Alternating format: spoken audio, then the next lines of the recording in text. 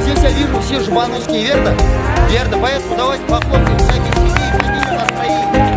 Отлично. Сейчас мы с вами будем делиться на команды. Это будет не просто так. Сейчас мужчины, девочки, девочки, мужчины. Сейчас я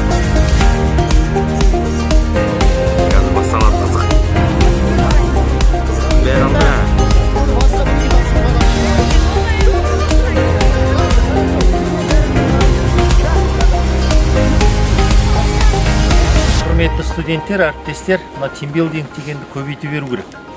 Спортты, қысқы спортты көбейту керек. Таза ауада көбірек жүру керек. Мына қазіргі коронавирус кезінде осындай бір ойындарды ұйымдастырып жатқан осы жердегі ұйымдастырушыларға мен университеттің басшылығының атынан үлкен рахметімді айтамын.